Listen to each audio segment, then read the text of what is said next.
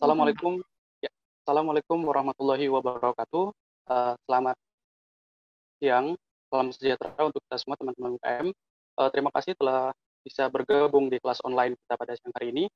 Pada siang hari ini kita akan membahas tema mengenai kewajiban pajak potong pungut bagi wajib pajak badan dan koperasi PPh Pasal 4 Ayat 2 yang akan dibahas oleh narasumber kita yaitu Ibu Nur Hikmah Fitriani dari Associate GP Konsul dan akan dipandu oleh Ibu Ilona Gunawan. Untuk materi nanti kita akan bagikan setelah kelas berakhir, nanti kita bagikan di grup Telegram dan WhatsApp. Untuk mempersingkat waktu, saya serahkan kepada Ibu Ilona. Selamat siang Bapak Ibu, selamat siang dari tim Smesco. Terima kasih sudah bergabung di acara online kelas tentang pajak di siang hari ini. Pada hari ini saya bersama Nur Hikmah akan membahas mengenai kewajiban potong pungut PPh Pasal 4 Ayat 2. Di mana di kelas-kelas sebelumnya kita sudah membahas mengenai kewajiban potong pungut untuk PPh Pasal 21 dan PPh Pasal 23. Apabila saya bisa memberikan sedikit gambaran bahwa kewajiban potong pungut ini berlaku bagi UMKM yang memang sudah berstatus badan usaha seperti PT dan CV. Namun, apabila usaha Bapak Ibu masih berbentuk perorangan, maka kewajiban potong pungut ini biasanya tidak berlaku gitu, karena yang ditunjuk sebagai pemotong pajak selaku perpanjangan tangan pemerintah untuk mengkolek pajak dari lawan transaksi biasanya yang sudah berbentuk badan hukum. Dalam hal ini PT, CV, kalau Bapak Ibu itu ada melakukan pembayaran kepada karyawan atau kepada notaris atau kepada pihak individu lainnya, itu kita sudah bahas, itu menjadi objek pemotongan PPh Pasal 21. Bagi Bapak Ibu yang belum menyaksikan, bisa mengunjungi YouTube-nya Smesco, di Smesco, akun YouTube-nya Smesco. Di sana kita sudah upload juga kelas sebelumnya terkait PPh Pasal 21 dan PPh Pasal 23. Sementara kalau untuk PPh Pasal 23 itu memang ditujukan untuk apabila ada transaksi dengan perusahaan juga yang berbentuk badan hukum seperti PT atau CV terkait jasa dan sewa peralatan. Nah, perbedaannya dengan PPh 4 ayat 2 itu apa? PPh 4 ayat 2 ini juga pemotongan terhadap lawan transaksi yang menyediakan jasa, namun jasa yang di-cover di PPh 4 ayat 2 itu berbeda dengan jasa yang di-cover di PPh 23 atau objek PPh 23.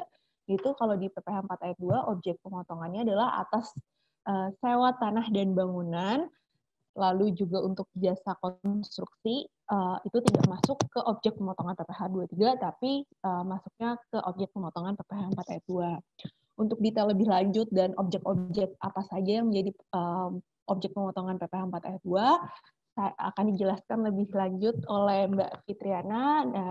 Untuk waktu dan tempat saya persilakan kepada Mbak Fitriana, dan bagi Bapak Ibu yang ingin menanyakan pertanyaan boleh ditulis di kolom chat. Setelah kita selesai memaparkan materi, saya akan membacakan pertanyaan-pertanyaan yang sudah masuk untuk kemudian kita diskusikan bersama.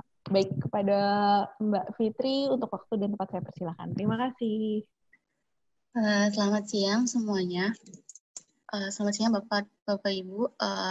Di sini saya akan membahas mengenai kewajiban PPh potong pungut Pasal 4 ayat 2 bagi koperasi dan badan usaha. Yang pertama, pengertiannya dulu. Apa pengertian dari PPh Pasal 4 ayat 2? Pengertian dari PPh Pasal 4 ayat 2 ini disebut juga PPh final, yang dimana pajak yang dikenakan pada wajib pajak badan maupun wajib pajak pribadi atas beberapa jenis penghasilan yang didapatkan, dan pemotongan pajaknya bersifat final dan tidak dapat dikreditkan dengan pajak penghasilan terutang. Untuk istilah final di sini berarti bahwa pemotongan pajaknya hanya sekali dalam sebuah masa pajak dengan pertimbangan kemudahan, kesederhanaan, kepastian, pengenaan pajak yang tepat waktu, dan pertimbangan lainnya. Dan untuk tarif PPh Pasal 42 ini berbeda-beda. Contohnya pada UMKM, yang dimana dengan omset usaha yang kurang dari 4,8 miliar dalam satu tahun pajak, maka tarif pajaknya adalah 0,5% dari total omset. Lalu, apa saja sih objek PPh Pasal 4 ayat 2 ini? Yang pertama, ada peredaran bruto atau omset penjualan sebuah usaha di bawah di bawah 4,8 miliar dalam 1 tahun pajak, omsetnya di bawah 4,8 miliar. Yang kedua, bunga dari deposito dan jenis-jenis tabungan. Terus yang ketiga, ada hadiah berupa lotre atau undian. Terus yang keempat, ada transaksi saham dan surat berharga lainnya. Selanjutnya ada transaksi atas pengalihan aset dalam bentuk tanah dan atau bangunan, jasa konstruksi, real estate, dan sewa atas tanah dan atau bangunan. Selanjutnya ada pendapatan tertentu lainnya sebagaimana diatur dalam peraturan pemerintah. Untuk mekanisme pembayaran PPh 4 ayat 2 ini dilakukan dengan 2 cara, yaitu yang pertama mekanisme pemotongan. Yang dimaksud di sini adalah pihak yang membayarkan memotong pajak penghasilan dari penerima penghasilan. Jadi mekanismenya ini si penyewa adalah pihak-pihak yang disebut sebagai pemotong pajak. Misalkan badan pemerintah, subjek pajak badan dalam negeri, bentuk usaha tetap, kerjasama operasi, perwakilan perusahaan luar negeri lainnya, dan orang pribadi yang ditetapkan oleh DJP. Jadi, semisal badan usaha kita sudah ditentukan sebagai pemotong pajak, kita bisa memotong pajak atas penghasilan tertentu dari lawan transaksi kita. Selanjutnya ada yang kedua, ada mekanisme pembayaran sendiri. Yang dimaksud adalah mekanisme di mana penerima penghasilan membayarkan sendiri PPh final. Biasanya dilakukan apabila pihak yang membayarkan bukan pihak memotong pajak, sehingga penerima penghasilan yang harus menyetorkan sendiri pajak finalnya. Jadi semisal lawan transaksinya itu bukan badan usaha yang ditunjuk oleh DJP sebagai pemotong pajak, maka penghasilan atas PPh penghasilan atas transaksinya itu disetorkan sendiri. Jadi tidak perlu memotong. Selanjutnya ada beberapa saja sih tarif PPh pasal 4 ayat 2. Yang pertama itu untuk penghasilan berupa bunga deposito dan tabungan serta diskonto sertifikat Bank Indonesia. Yang pertama dikenakan pajak final sebesar 20% dari jumlah bruto untuk wajib pajak dalam negeri dan BUT. Untuk dikenakan pajak final sebesar 20% dari jumlah bruto atau dengan tarif berdasarkan perjanjian penghindaran pajak berganda untuk wajib pajak luar negeri. Terus yang kedua itu untuk penghasilan berupa bunga obligasi. Untuk bunga obligasi itu dengan kupon sebesar yang pertama tarifnya ada 15%, yang kedua itu 20%. Yang 15% itu bagi wajib pajak dalam negeri dan BUT, sedangkan untuk 20% itu untuk wajib pajak luar negeri. Dan 20% ini juga bisa menjadi pilihan atau bisa juga dengan sesuai tarif berdasarkan persetujuan penghindaran pajak berganda. Selanjutnya untuk diskonto dari obligasi dengan kupon. Yang pertama tarifnya ada 15% untuk wajib pajak dalam negeri dan BUT, yang kedua ada 20% atau sesuai tarif berdasarkan persetujuan penghindaran pajak berganda untuk wajib pajak luar negeri. Yang ketiga ada diskonto dari obligasi tanpa bunga, yaitu yang pertama sebesar 15% bagi wajib pajak dalam negeri dan bentuk usaha tetap, dan 20% atau sesuai dengan tarif berdasarkan persetujuan penghindaran pajak berganda bagi wajib pajak luar negeri selain bentuk usaha tetap. Yang keempat, bunga atau diskonto dari obligasi yang diterima dan atau diperoleh wajib pajak reksadana yang terdaftar pada OJK.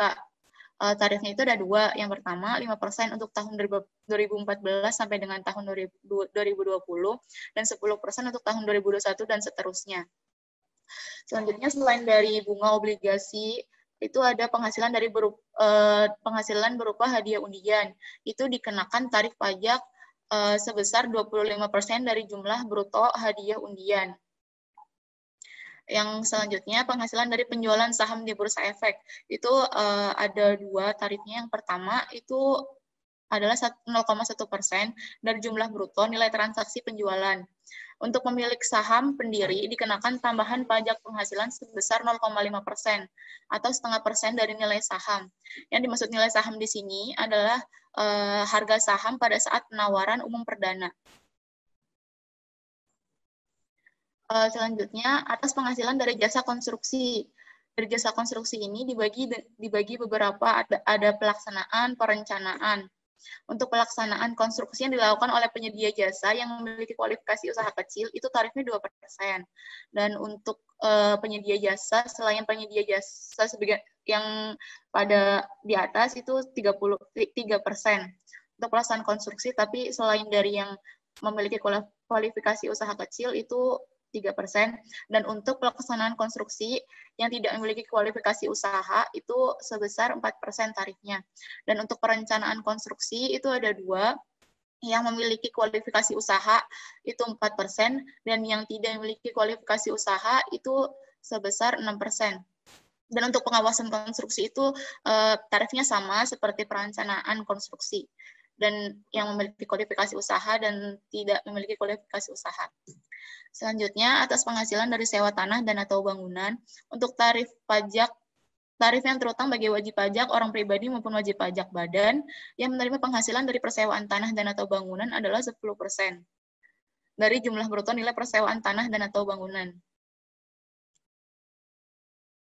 Selanjutnya,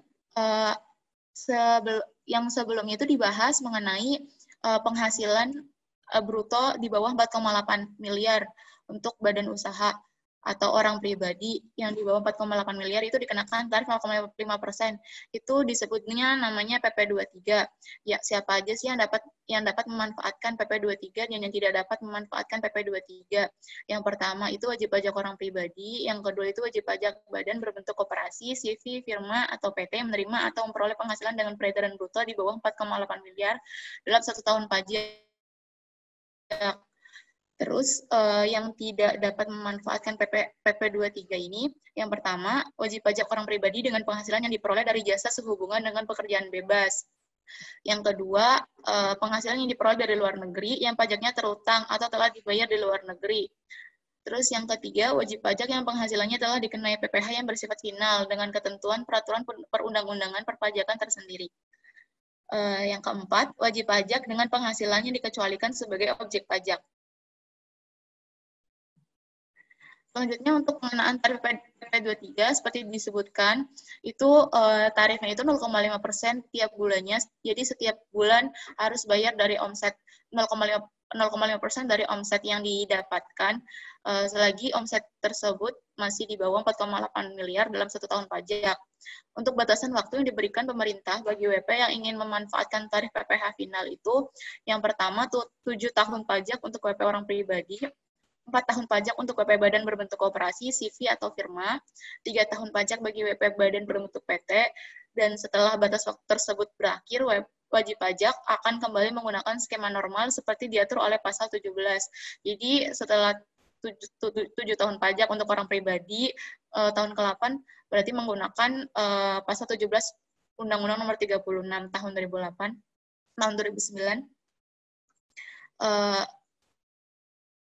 Selanjutnya, itu ada waktu penyetoran dan pelaporan PPh pasal 4 ayat 2.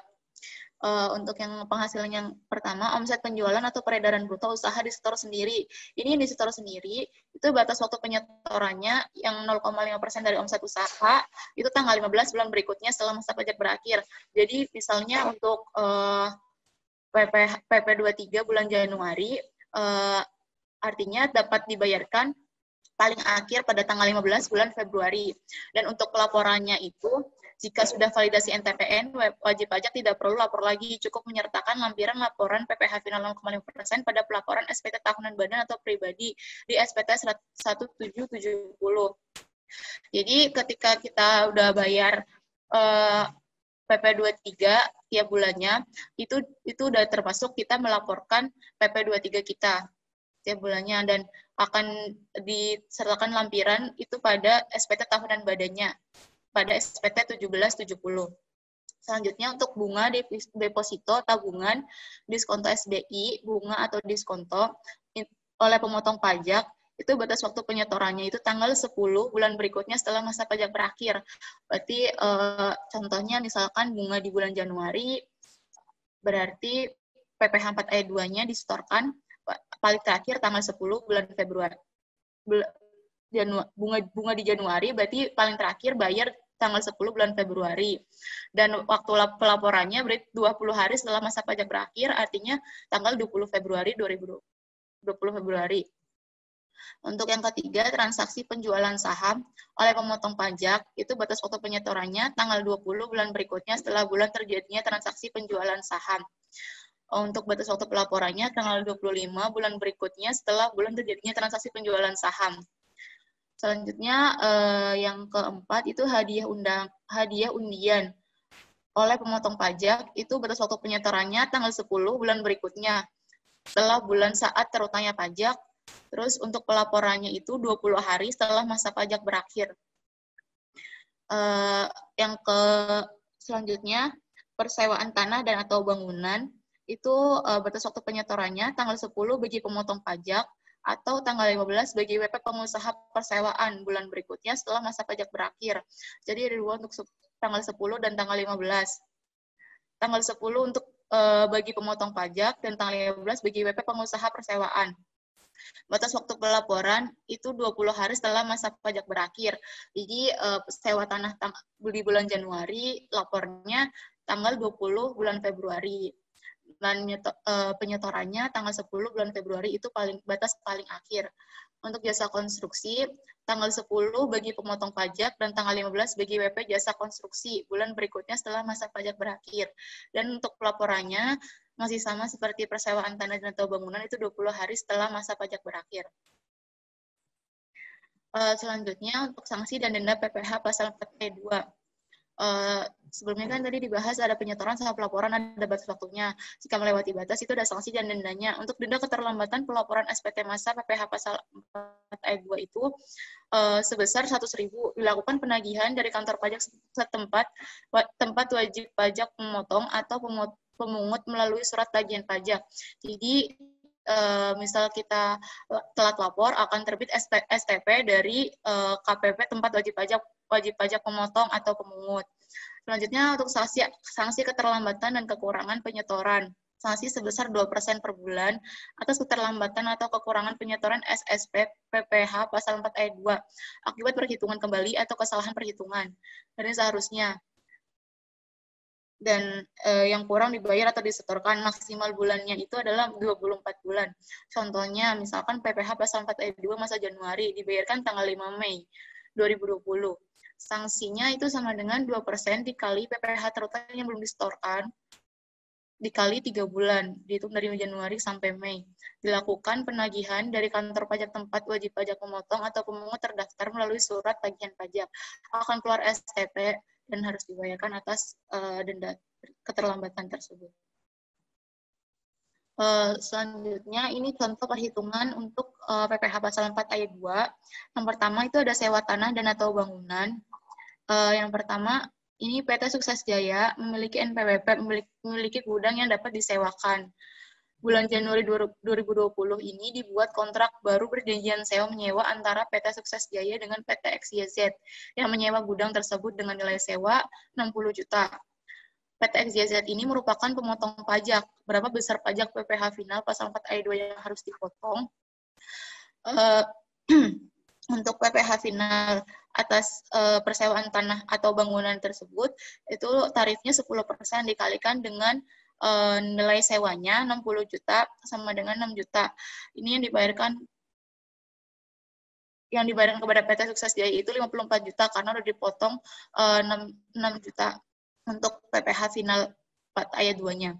Atas transaksi sewa menyewa tersebut, PT XYZ yang merupakan pemotong pajak harus memotong PPh final pasal 4 ayat 2 atas pembayaran sewa kepada PT Sukses Jaya sebesar 10%, dan membuat bukti potong atas nama PT Sukses Jaya, dan menyetorkan pemotongan pajak tersebut, serta melaporkan dalam SPT masa Januari 2020.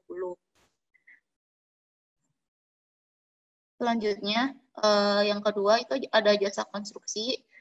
Contohnya, itu pada tanggal 6 Januari 2020, PT XYZ melakukan pekerjaan renovasi pabrik dengan nilai pengadaan sebesar 20 juta, dan proyek tersebut dikerjakan oleh PT Makmur Abadi, memiliki NPWP dan perusahaan yang memenuhi kualifikasi usaha kecil. Jadi perusahaan PT Makmur Abadi ini perusahaan konstruksi yang memenuhi kualifikasi usaha kecil. Sementara perencanaan dan pengawasan dikerjakan oleh perusahaan lain. Jadi PT Makmur Abadi ini sebagai pelaksana konstruksi. Berapa PPh terutang yang harus dipotong oleh PT XYZ atas pembayaran kepada PT Makmur Abadi. Yang dipotong atas jasa konstruksi ini adalah sebesar 2% dikali 20 juta, sama dengan 400.000. Nah, atas transaksi jasa konstruksi tersebut, PT XYZ yang merupakan pemotong pajak harus memotong PPh final pasal 4 ayat 2 atas pembayaran jasa konstruksi kepada PT Makmur Abadi sebesar 2%, dan harus membuat bukti potong atas nama PT Makmur Abadi dan menyetorkan pemotongan tersebut serta melaporkan dalam SPT massa. Contoh perhitungan selanjutnya itu untuk PP 23. Untuk PP 23, misalkan pada bulan Januari PT XYZ melakukan transaksi dengan PT ABC yang mempunyai SK PP 23 dengan nominal sebesar 10 juta. PT XYZ sebagai pemotong pajak harus melakukan pemotongan atas transaksi tersebut dan melaporkan pada SPT massa Januari 2020. Jadi atas transaksi dengan PT ABC dilakukan pemotongan pajak sebesar 0,5% kali 10 juta sama dengan 50.000. Ini yang dimaksud PP 23 yang disetorkan oleh pemotong pajak. Bisa jadi si PT ABC ini bisa menyetorkan sendiri untuk PP 23-nya. Atas transaksi tersebut, PT XYZ yang merupakan pemotong pajak harus memotong PPh final pasal 4 ayat 2 atas PP 23 yang merupakan penghasilan lainnya tertentu dan menyetorkan pemotongan tersebut serta melaporkan dalam SPT massa Januari 2020. Nah, setelah kita tahu pengertian dari pengertian dari PPh 4 ayat 2, terus tarif-tarifnya, contoh perhitungannya, terus kita belajar mengenai ISPT PPh 4 ayat 2 untuk melaporkan PPh 4 ayat 2 masa. Setiap bulan kan kita harus ngelaporin. Nah, di sini ISPT PPh pasal 4 ayat 2 ini merupakan aplikasi untuk membuat SPT PPh pasal 4 ayat 2 secara elektronik. Aplikasi ini adalah media yang digunakan oleh pemotong atau pemungut PPh pasal 4 ayat 2 untuk membuat bukti potong, serta mengisi SPT PPh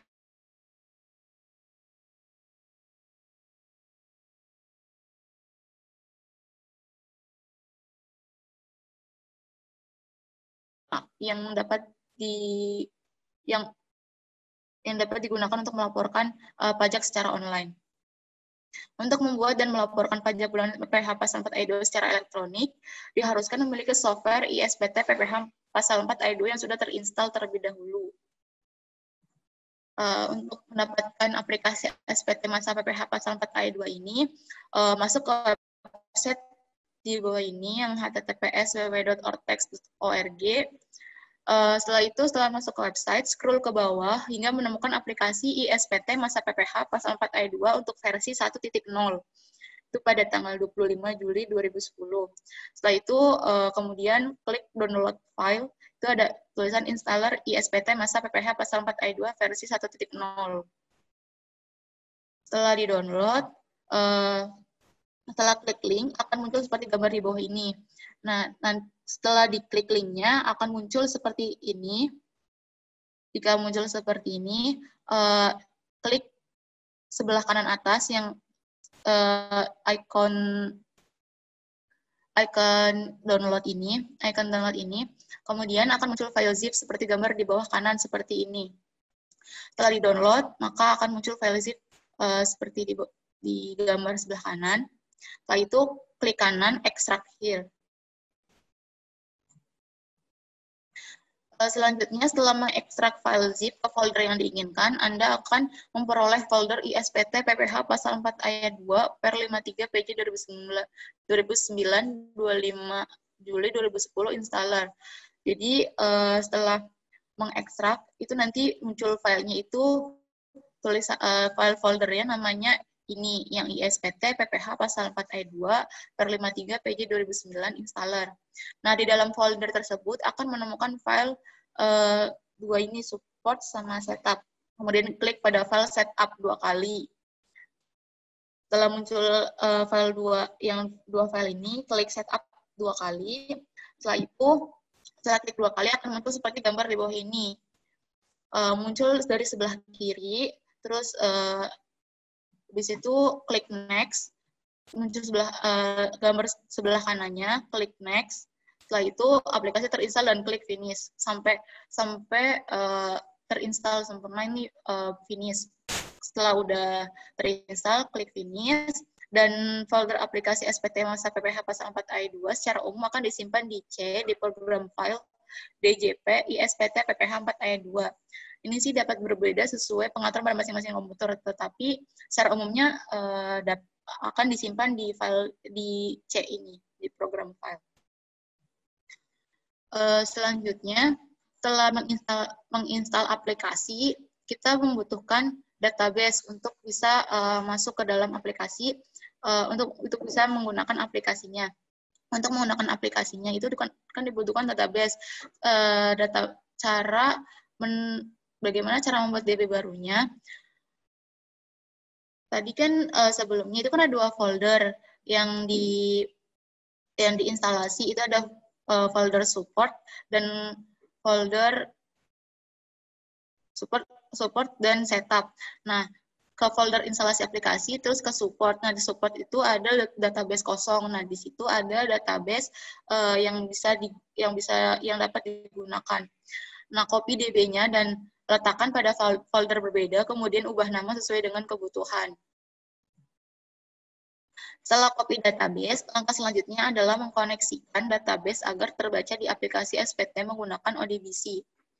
Yang pertama, buka folder ODBC dulu. Pastikan komputer kita sudah terinstall ODBC, Data Search Administrator. Selanjutnya, klik Add. Setelah muncul ODBC seperti gambar, itu klik Add. Itu akan muncul seperti gambar di bawah ini. Pilih yang Microsoft Access Driver MDB ACCDB. Lalu klik Finish, dan akan muncul data search. Isi nama DB dengan nama perusahaan jenis PPH. Selanjutnya, klik menu Select, akan muncul tampilan seperti di bawah, kemudian hubungkan ke folder di mana database tersebut disimpan, dan klik OK. Contohnya seperti ini, akan muncul tampilan seperti ini. Kita pilih database yang akan kita gunakan, yang tadi kita sudah copy dan paste di tempat yang kita inginkan dan dinamakan sesuai kebutuhan. Kemudian hubungkan ke folder di mana database tersebut disimpan. Lalu klik OK. Setelah klik OK, kemudian tutup aplikasi ODBC, kemudian kembali ke folder ISPT PPH 4 ayat 2. Kembali ke instalasi. Selanjutnya ada ISPT PPH 4 ayat 2, pilih database. Ke aplikasinya ISPT PPH masa 4 ayat 2, terus pilih database yang kita udah masukin ke ODBC, klik OK, dan akan muncul tampilan seperti pada gambar, kemudian isi NPWP perusahaan terdaftar. Ini untuk pertama kali menggunakan PPH pasal 4 ayat 2, ini akan memunculkan NPWP terlebih dahulu.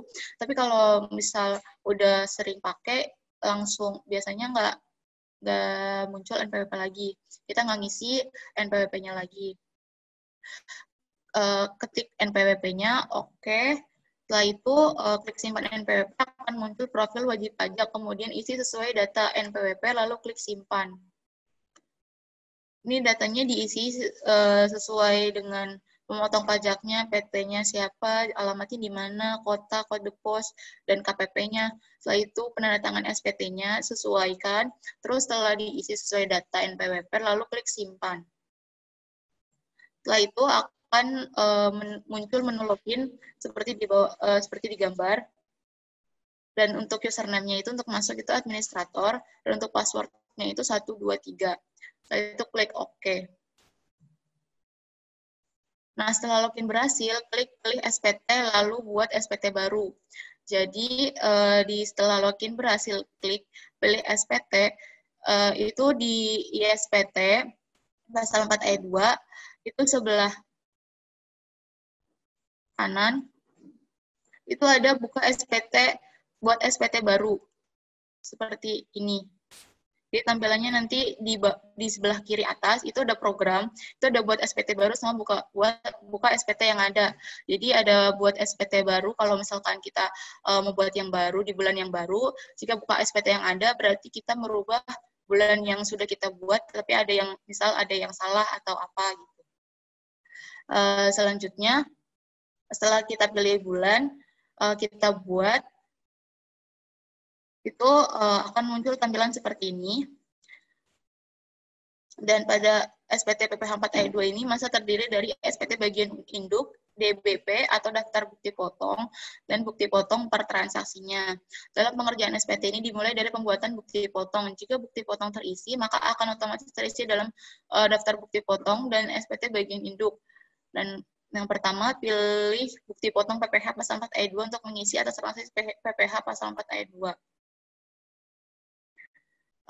Untuk memunculkan bukti potong PPH pasal 4 ayat 2, klik SPT PPH, lalu pilih daftar bukti pemotongan atau pemungutan PPH final pasal 4 ayat 2. Setelah muncul seperti gambar di bawah kiri, contohnya seperti ini.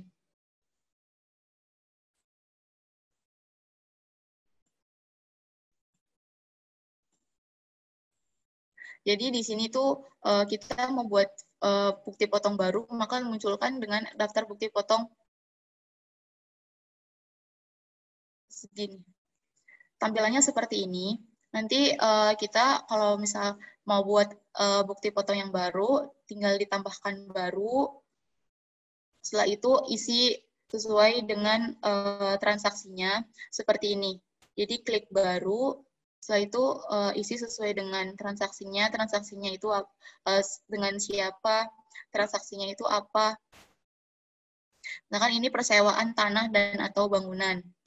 Jadi kita isi di persewaan tanah dan atau bangunan. Di sini diisi baru. Dan di sini ada beberapa hadiah undian, bunga deposito, dan selanjutnya itu ada persewaan tanah, ada jasa konstruksi. Misalkan kita membuat persewaan tanah, klik aja persewaan tanah dan akan muncul gambar seperti ini. Karena muncul kayak gini, kita isi sesuai dengan transaksi kita. Setelah itu setelah diisi sesuai dengan transaksi kita, klik simpan. Nah, untuk yang kedua itu juga sama aja. Contohnya itu misalkan tadi yang pertama sewa tanah. Nah, konstruksi berarti klik baru dan kemudian pilih transaksi penghasilan dari usaha jasa konstruksi. Jadi yang pertama itu milihnya penghasilan dari sewa tanah dan atau bangunan. Yang kedua itu penghasilan dari usaha jasa konstruksi. Nah, kemudian akan muncul seperti ini. Sama, terus habis itu kita isi nominalnya, NPWP-nya, lawan transaksi, nominalnya berapa, dan untuk tarif pajaknya sesuaikan, karena penyedia jasanya itu kualifikasinya usaha kecil, maka tarifnya itu kan 2%, dikalikan hasil PPh-nya 400.000. Selanjutnya, setelah kita buat bukti potong, kita sudah tahu berapa yang harus kita bayarkan atas PPh 4 ayat 2 yang kita transaksi. Ada transaksi PPh 4 ayat 2 atas sewa tanah dan atau bangunan dan jasa konstruksi. Nah, setelah kita buat bukti potongnya, kita bayar dulu untuk buat SSP elektroniknya itu melalui website, yang dimana akan muncul halaman web seperti gambar di bawah ini. Login dengan akun yang kita punya. Jika belum memiliki akun, silakan register terlebih dahulu, memasukkan nomor NPWP, nomor EVIN, password. Kode akses akan dikirimkan ke email yang Anda daftarkan saat pembuatan EVIN. Jika belum memiliki EVIN, silakan daftarkan EVIN terlebih dahulu di kantor pajak tempat wajib pajak terdaftar. Jika sudah memiliki nomor EVIN dan ada password loginnya udah pernah masuk ke DJP online, maka langsung aja login NPWP dan passwordnya, habis itu captcha-nya. Setelah login akan muncul seperti ini. Akan muncul tampilan beranda seperti gambar di bawah, seperti ini. Kemudian ke menu bayar. Di sini ada menu informasi, dashboard, profil, bayar, lapor, dan layanan. Klik di bayar dan akan muncul e-billing. Jika sudah mengklik menu e-billing ini, pilih jenis pajaknya, jenis setor, masa pajak, tahun pajak, dan isi nominal PPh terutang berdasarkan jenis PPh pasal 4 ayat 2 yang dipotong atau dipungut. Nah, seperti yang tadi kita buat, itu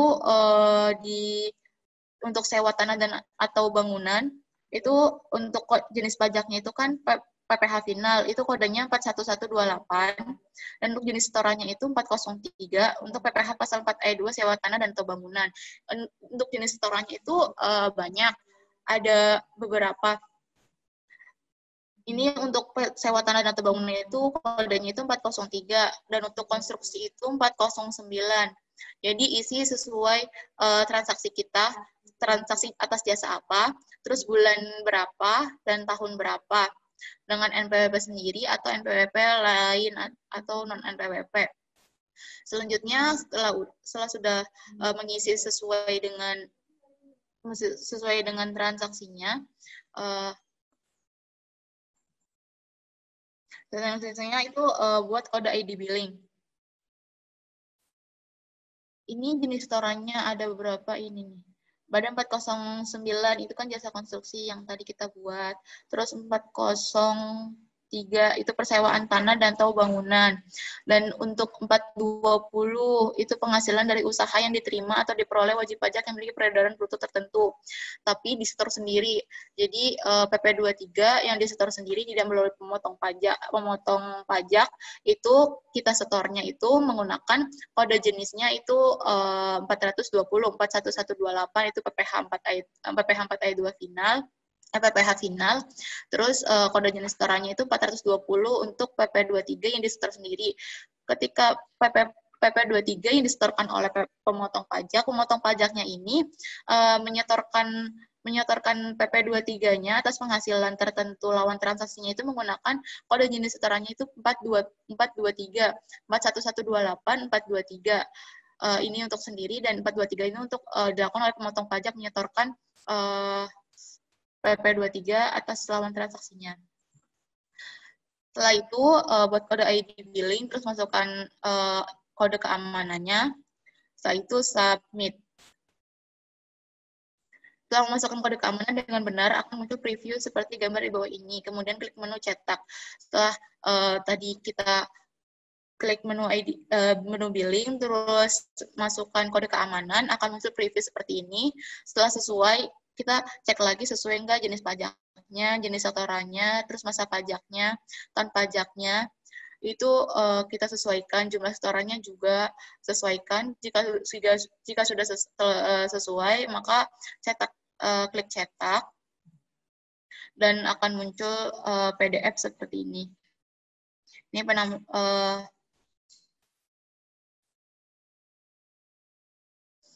Ini penampakan dari ID billing. Setelah itu, jika bukti potong telah diisi sesuai dengan jumlah transaksi pada masa pajak bersangkutan dan pajak terutang telah dibayarkan, kembali ke menu utama. Pilih menu SPT PPH, pilih daftar setoran pajak atau SSP, pilih menu daftar surat setoran pajak. Jadi setelah kita bayar, itu kita bisa membuat SSP di sini.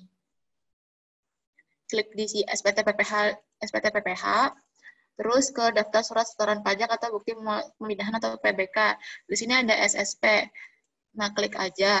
Di sini tuh nanti ada muncul untuk yang kita bayarkan ada 41128, 403, 41128, 409 itu atas sewa tanah dan bangunan, dan juga atas jasa konstruksi yang kita bayarkan. Kita masukin NTPN-nya yang sudah kita bayarkan.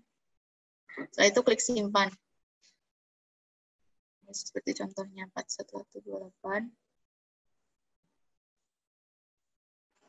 Jika sudah sesuai, klik simpan saja di sini.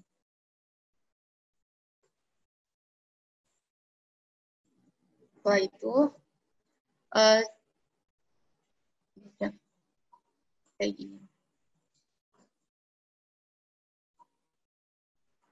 Jadi sesuai dengan yang kita bayarkan, NTPN-nya berapa, kode jenis setoran, sama kode jenis pajaknya juga.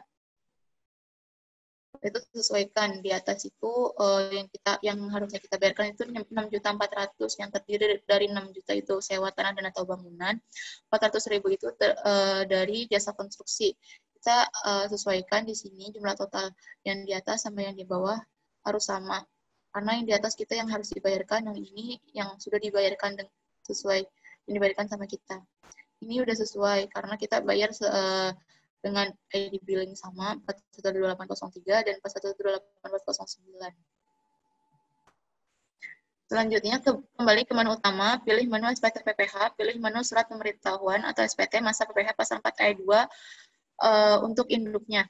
Jadi setelah kita buat bukti potong, setelah itu kita bayar pajak final PPH pasal 4 ayat 2, setelah itu masukin NTPN, setelah itu kita bisa melihat induk dari SPT-nya, klik dari SPT PPH di sini.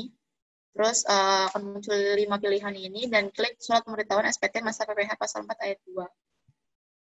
Setelah itu akan muncul halaman seperti ini, halaman 1 dan halaman 2.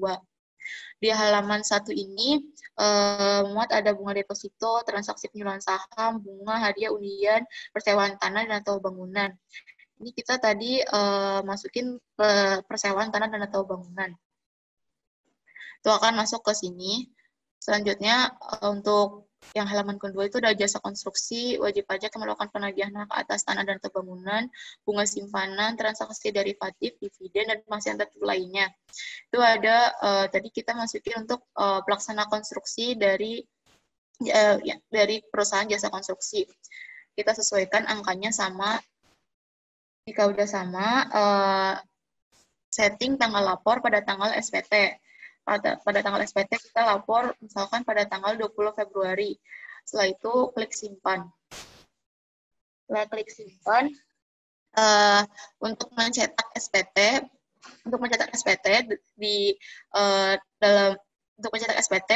di samping simpan itu ada menu cetak, itu klik cetak akan muncul preview seperti pada gambar. Jadi ada preview seperti ini yang di sebelah kanan. Akan muncul sebelah kanan, kemudian ke menu print di pojok kiri atas.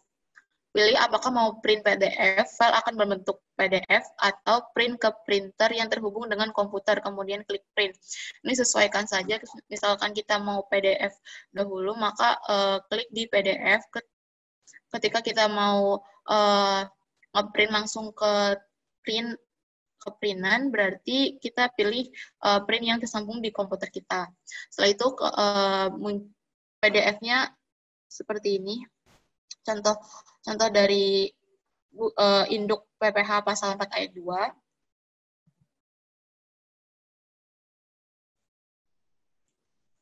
Selanjutnya, kembali ke menu utama, pilih menu. Untuk bukti potongnya itu, menu cetaknya itu ada di SPT Tools. Jika tadi kan kita udah mencetak induknya, kita mau mencetak bukti potongnya yang akan kita berikan kepada lawan transaksi atau kita buat kita arsip, itu di SPT Tools, itu ada menu cetak. Untuk mencetak dokumen SPT, muncul tampilan pada gambar. Ini ada daftar bukti pemotongan, ada bukti potong PPH pasal 4 ayat 2, yang pertama yang sewa tanah, dan yang kedua ada jasa konstruksi. Setelah itu klik pilih 3 ini, kemudian klik cetak lembar tersebut hingga selesai.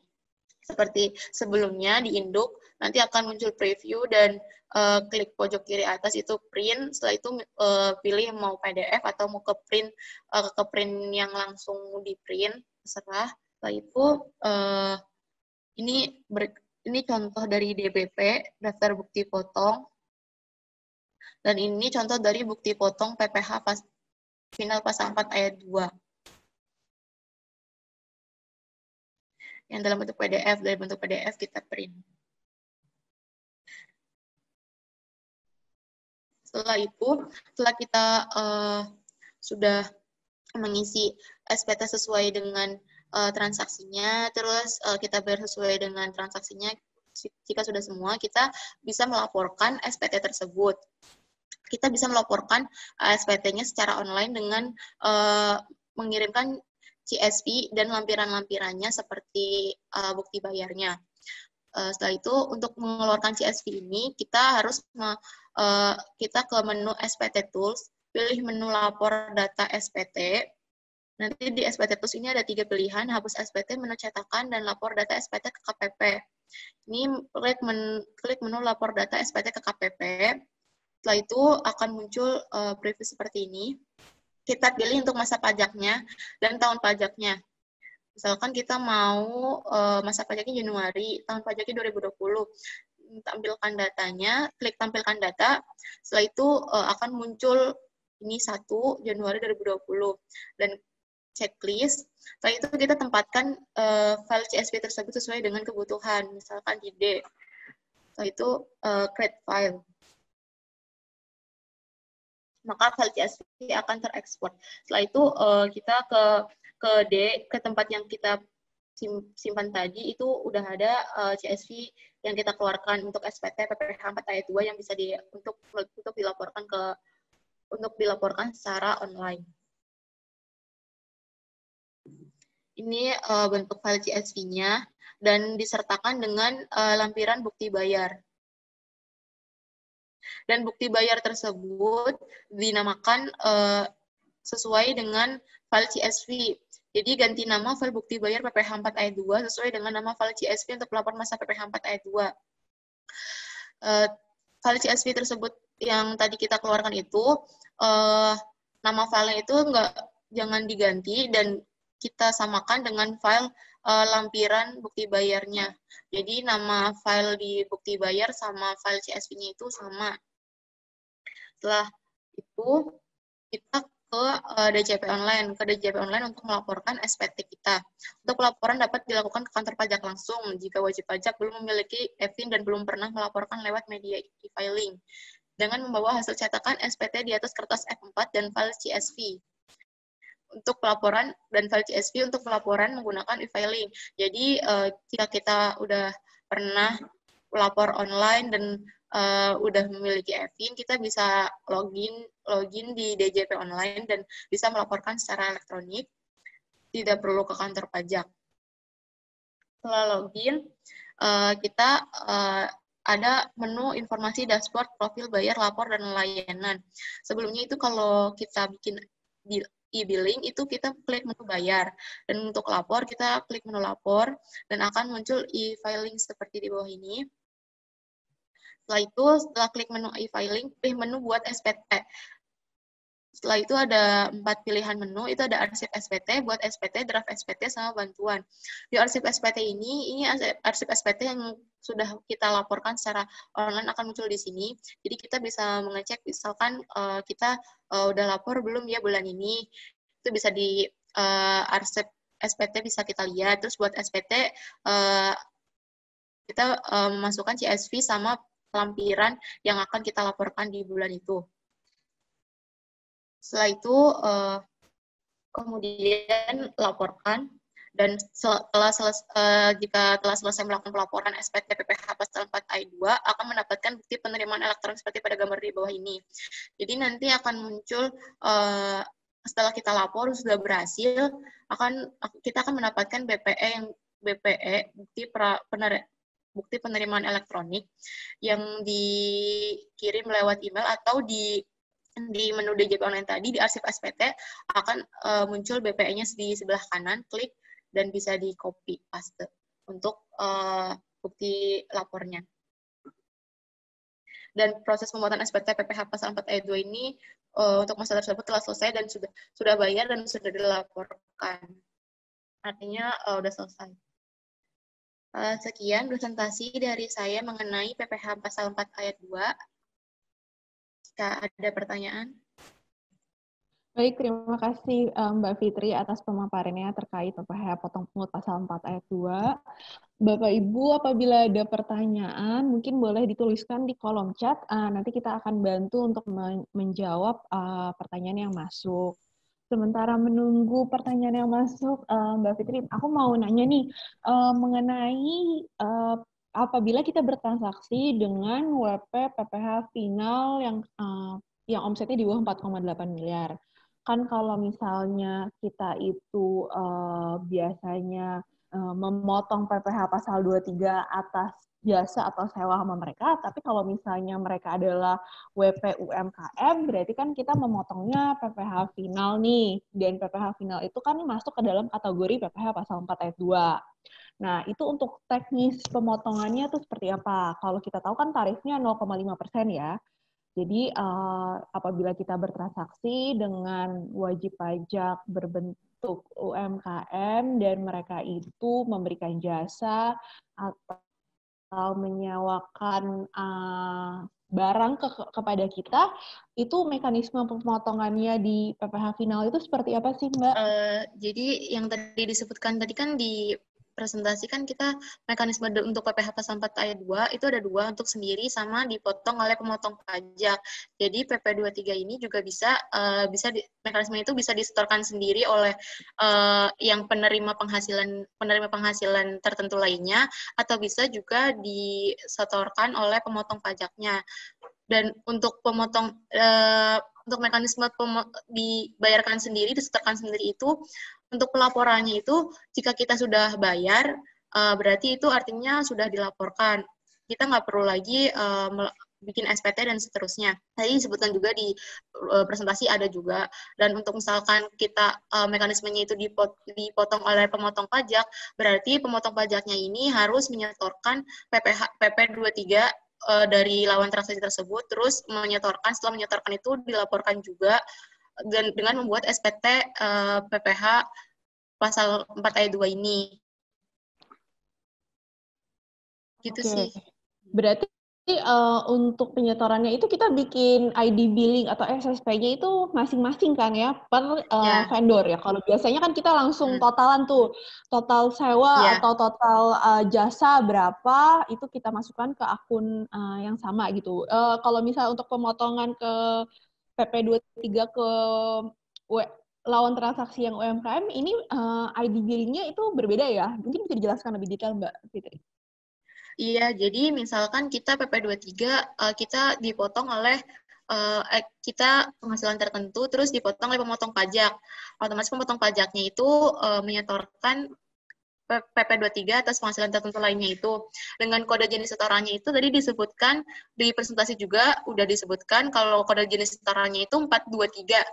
Kalau si pemotong pajak menyetorkan pajaknya itu, jika si penerima penghasilan tertentu lainnya itu menyetorkan sendiri, itu menggunakan kode jenis setorannya itu 420. Untuk jenis pajaknya itu masih sama 41128, tapi beda di kode jenis setoran. Jika menyetor sendiri itu 420, jika yang si pemotong pajak menyetorkan ke negara itu berarti 423. Di presentasi tadi udah disebutkan sih. Oke. Untuk namanya itu berarti kita isikan dengan nama lawan transaksi ya di ID billing-nya. Dan NPWP-nya juga berarti ID billing itu dibuat atas nama lawan transaksi. Iya. Oke. Lalu untuk pelaporan di SPT-nya itu masuk ke kolom yang mana ya? Untuk yang pelaporan yang digunakan oleh pemotong pajak, yang misal disesuaikan oleh pemotong pajak, itu kan kita si pemotong pajak ini harus melapor ya. Nah, untuk melaporkan itu di SPT itu ada menunya. Cuman untuk SPT PPh pasal 4 ayat 2 yang versi 1.0 itu tidak memenuhi untuk PP 23 tersebut. Ada di PPh pasal 4 ayat 2 yang terbaru di versi 2.0. Seperti digambar nanti penampakannya itu seperti ini. Jadi di sini ada penghasilan tertentu lainnya, dan di sini nanti ada tulisan penghasilan dari usaha yang diterima atau penghasilan lainnya. Di sini akan masukin ada DPP-nya dan PPh-nya. Setelah itu kita juga dapat ada daftar bukti potongnya. Misalnya di sini nih, dengan nomor bukti potongnya itu kita di sini tuh masuknya itu NTPN. Jadi yang kita bilang yang sebelum itu dibilang kan kita bayar kita udah termasuk lapor, cuman kalau pemotong pajaknya ini lapornya gimana, sama aja seperti nanti bukti potongnya itu dengan nomor bukti potongnya itu sama dengan NTPN. Jadi nanti bentuk DPP-nya seperti ini. Ini ada di di aplikasi PPh pasal 4 ayat 2 yang baru di versi 2.0. Oke, jadi sebaiknya memang mendownload versi yang terbaru ya, supaya memang sudah update formulirnya. Jadi ini bukan atas omset yang kita setorkan sendiri, tapi merupakan pemotongan selaku pemotong pajak terhadap pembayaran kepada lawan transaksi yang merupakan UMKM. Seperti itu ya, Mbak ya. Iya. Oke. Baik, sudah ada beberapa pertanyaan yang masuk. Saya akan bacakan dari Mbak Dini Puspita. Jika suatu CV bertransaksi dengan pemungut PPN, di mana CV tersebut menggunakan PP23, jika pemungut PPN tersebut hanya memungut PPN sebagai WAPU, apakah untuk PPh final harus dipotong juga langsung oleh pemungut? Terima kasih. Oke, aku bantu jawab untuk Bu Nini. Kalau WAPU itu kan memang hanya atas kewajiban PPN gitu ya. Sementara PP23 itu kan PPh di mana berbeda jenis pajak dan undang-undangnya pun berbeda. Dengan demikian, apabila sebenarnya CV Bapak atau Ibu, CV Ibu ini bertransaksi dengan WAPU yang biasanya adalah dari badan pemerintahan, itu biasanya mereka pun akan memotongkan PP23-nya. Namun dalam hal mereka tidak memotong PP23-nya, berarti dari CV Ibu yang harus menyetorkan sendiri, seperti itu. Tapi dapat saya tekankan di sini, apabila bertransaksi dengan WAPU, maka kemungkinan besar si WAPU ini pun ditunjuk sebagai pemotong PP23. Sehingga biasanya mereka pun menjalankan kewajibannya untuk memotong PP23, kecuali mungkin Bapak Ibu mempunyai surat keterangan bebas atau memakai fasilitas yang saat ini diberikan pemerintah, di mana dibebaskan PPh final UMKM-nya dari masa April sampai Desember, bisa ditunjukkan fasilitas surat keterangan yang menyatakan Bapak atau Ibu sudah memanfaatkan fasilitasnya, sehingga dari pihak WAPU tidak akan memotongkan, dan dari pihak CV Ibu sendiri tidak perlu menyetorkan PP23-nya. Mudah-mudahan pertanyaannya menjawab ya. Oke, kita akan beralih ke pertanyaan berikutnya dari Aulia. Kak, bedanya pajak hadiah, saham, dividen di PPh 23 dan 4 ayat 2 apa? Oke, mungkin Mbak Fitri bisa ditampilkan tadi yang objek-objek PPh 4 ayat 2.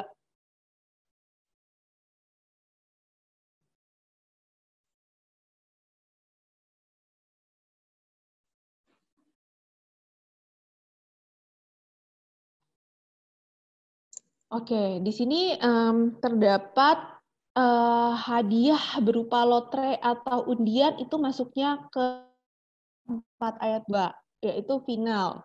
Tapi misalnya hadiah dari perlombaan, nah itu bukan menjadi objek dari PPh 4 ayat 2. Lalu kalau untuk dividen, perbedaannya apa sih kalau dividen? Yang menjadi objek PPh 4 ayat 2 itu adalah dividen yang diterima oleh orang pribadi.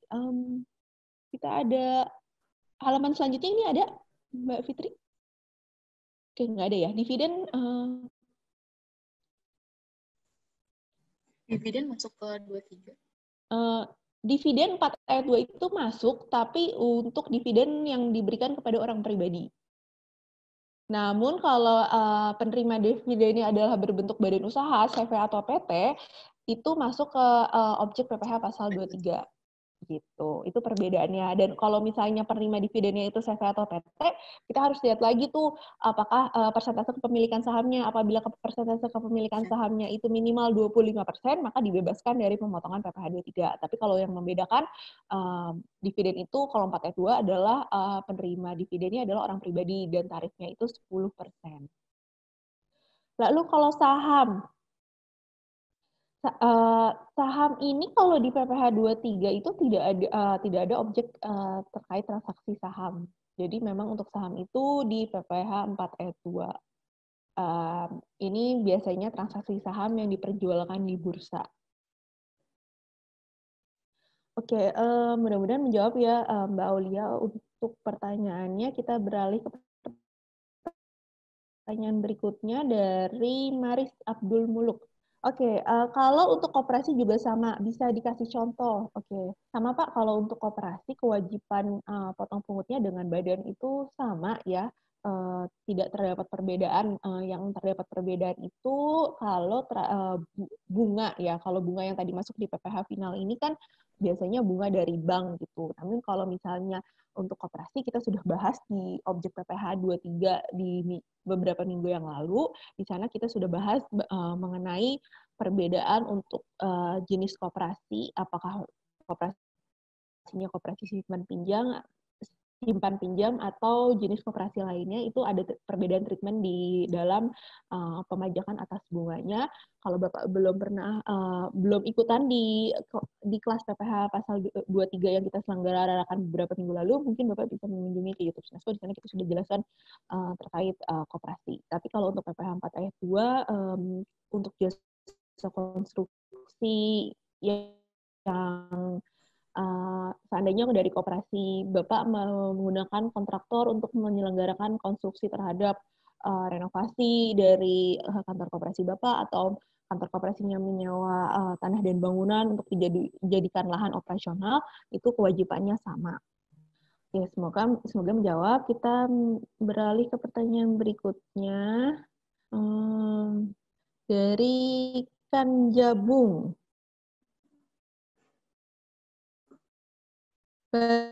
Bagaimana dipotong dari pemotong? Karena pemotong tidak pernah menggunakan ISPT. Oke. Jadi Pak, kalau misalnya sudah dipotong dan dibayar oleh pemotong, itu merupakan hak kita sebagai yang dipotong. Seandainya memang dari lawan transaksi itu gagal memberikan bukti potong, maka untuk transaksi-transaksi sebelumnya Bapak jangan mau dipotong seperti itu ya, karena kalau mereka tidak bisa memberikan bukti potong, itu patut menjadi tanda tanya apakah uang Bapak yang dipotong ini beneran sudah disetorkan di negara gitu. Dan tanpa adanya bukti potong pun Bapak tidak bisa mengklaim bahwa atas penghasilan itu sudah pernah disetorkan pajaknya gitu. Jadi apabila satu vendor ini gagal memberikan bukti potong, saran saya terus dikejar, tapi kalau misalnya pun tetap gagal untuk transaksi-transaksi berikutnya, agar dinegosiasikan untuk tidak dipotong, karena memang dari mereka pun tidak bisa menyediakan bukti pemotongannya. Gitu, Pak. Lalu ada pertanyaan lagi dari Muhammad Ajib. Mau nanya, kalau mekanisme pemotongan PPh 4 ayat 2 deposito bagaimana ya antara perbankan dengan debitor perseorangan? Maaf, bunga dari deposito ya. Oke, bunga dari deposito itu kan dipotong 20% oleh perbankan. Dan memang itu mekanisme pemotongannya langsung. Jadi pada saat kita menerima bunga, itu langsung dikreditkan ke akun kita. Lalu di saat yang bersamaan juga langsung didebit pajaknya sebesar 20% itu. Nah, untuk pelaporan di SPT tahunan orang pribadinya itu, Bapak Ibu bisa minta ke bank berupa bukti potong atas penghasilan dari bunga deposito yang sudah dipotong selama 1 tahun misalnya. Nanti dari bank bisa menyediakan bukti potongnya untuk Bapak dan Ibu laporkan di SPT tahunan Bapak Ibu. Jadi mekanismenya memang mereka langsung otomatis melakukan pemotongan pajak, tapi untuk pelaporan di SPT-nya itu Bapak dan Ibu perlu mengunjungi bank terkait untuk meminta bukti pemotongan pajak atas bunga depositonya. Seperti itu. Lalu pertanyaan dari Bapak Maris Abdul Muluk, kalau bunga simpanan sukarela anggota bukan merupakan objek PPh 4 ayat 2, Pak. Seperti saya jelaskan sebelumnya, merupakan objek pemotongan PPh pasal 23 yang sudah kita bahas beberapa minggu lalu. Jadi silakan Bapak mengunjungi YouTube Smesco Indonesia untuk detail mengenai bunga simpanan dari anggota koperasi. Kita sudah bahas di bagian tanya jawabnya di kelas umum. Apakah ada perbedaan pemotongan PPh 4 ayat 2 untuk jasa konstruksi yang dikerjakan sendiri? Oke, konstruksi yang dikerjakan sendiri berarti tidak ada pembayaran jasa ya Pak ya, karena kan berarti tenaganya itu kita kerjakan sendiri. Dalam arti tidak ada pembayaran kepada kontraktor misalnya. Kalau tidak ada pembayaran ke kontraktor, berarti tidak ada objek pemotongan atas KPH 4 ayat 2-nya. Karena 4 ayat 2 itu adalah objek pemotongan atas penghasilan dari pihak lawan transaksi. Saat tidak ada lawan transaksi di transaksi konstruksi, maka tidak ada objek pemotongannya ya. Yang menjadi isu adalah pada saat konstruksi sendiri itu biasanya ada objek PPN atas membangun sendiri gitu yang mungkin akan kita bahas di lain waktu. Dari Ibu Meli Horman, siang Kak, kalau dividen yang diterima oleh WNI yang berlokasi di luar negeri dan tidak ada NPWP, jadi rate-nya double ya, seperti tidak ada NPWP. Terima kasih. Oke. Pada Bu Meli Horman, terkait WNI yang berlokasi di luar negeri dan tidak ada NPWP, ini kita perlu lihat dulu nih, apakah WNI tersebut merupakan subjek pajak dalam negeri atau subjek pajak Indonesia atau bukan. Karena status WNI itu tidak serta-merta menjadikan seseorang itu menjadi subjek pajak. Untuk menjadi subjek pajak itu kita harus melihat nih apakah WNI ini tinggal di Indonesia lebih dari 183 hari dalam setahun atau lebih dari setengah tahun ya. Apabila memang dia tinggal di Indonesia lebih dari setengah tahun, maka dia merupakan wajib pajak Indonesia. Dan untuk PPh 4 ayat 2, walaupun tidak ada NPWP, itu tetap rate terhadap dividennya sama. Gitu. Tapi dari 183 hari atau setengah tahun, maka WNI ini dianggap sebagai wajib pajak luar negeri dan pengenaan PPh-nya pun mengikuti tarif PPh bagi subjek pajak luar negeri. Seperti itu, Bu.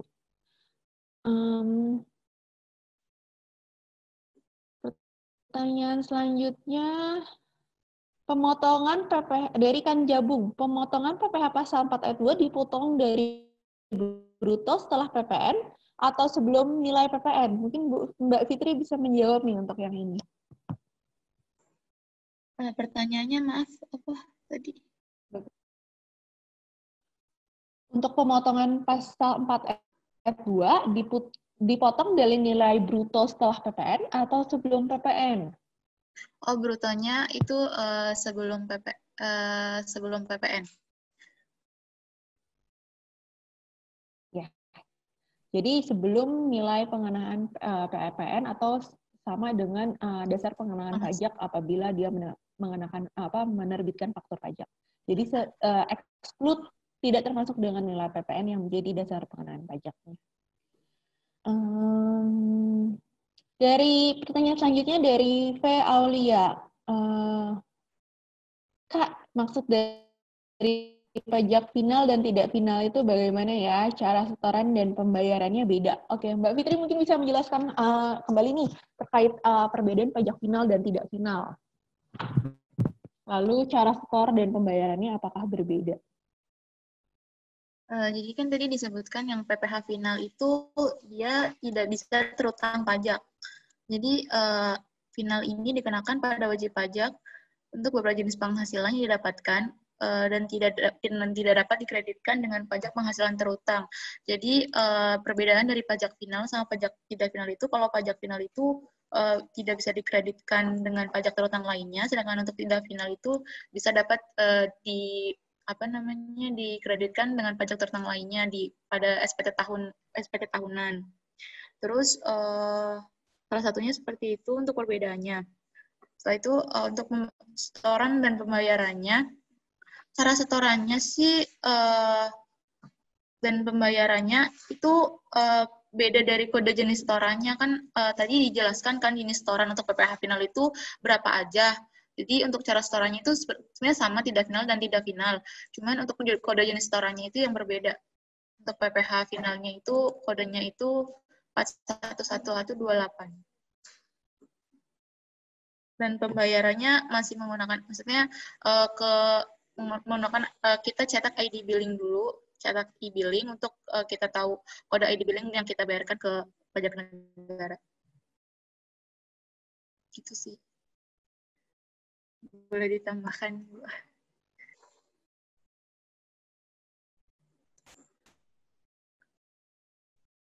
Oke. Iya, aku tambahin terkait pada saat pengenaan pajaknya, misalnya tadi saya menyewakan tanah dan bangunan, lalu saya dipotong pajak final 10% gitu kan. Pajak final artinya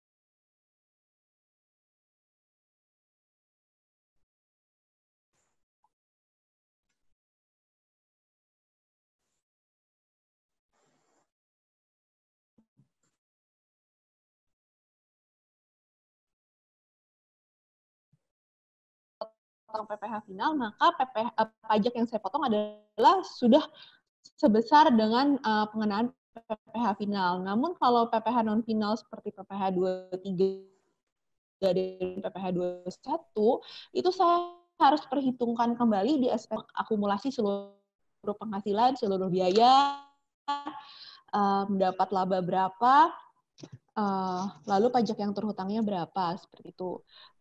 Sehingga kan ada proses perhitungan ulang di SPT tahunan, yang mana bukti pemotongan dari PPh non final itu akan menjadi kredit pajak atau pengurang pada saat perhitungan pajak di SPT tahunan. Namun kalau di pajak final itu tidak diperhitungkan kembali di SPT tahunan. Jadi selesai pemajakannya pada saat transaksi dilakukan pemotongan pajak sudah sampai di situ saja, tidak diperhitungkan kembali, jadi tidak akan ada kelebihan atau kekurangan pembayaran pada saat di perhitungan SPT tahunan. Kalau untuk mekanisme cara membuat ID billing sama, hanya perbedaannya adalah di kode akun pajaknya. Jadi untuk membuat SSP atau ID billing itu kan kita harus menyesuaikan dari jenis setoran pajaknya, pajak apa yang sedang kita store gitu. Nah, di situ yang akan membedakan dari kode setorannya atau kode akun pajak yang mau kita setorkan. Tentu kalau PPh 23 memiliki kode sendiri dan untuk PPh final juga memiliki kode sendiri dan itu pun juga dibagi-bagi lagi dari berdasarkan objeknya seperti itu. Untuk daftar kode akun pajaknya tadi sudah ada di materi presentasi dan nanti bisa dilihat kembali apabila nanti sudah mendapatkan file yang kita presentasikan tadi. Oke, karena saya keluar, saya tidak melihat lagi apakah Mas Syukran bisa dibantu, apakah ada pertanyaan yang masuk lagi dan belum terjawab, karena tadi saya keluar, chat-nya hilang semua gitu ya. Tadi sih sudah sampai pertanyaan di paling bawah.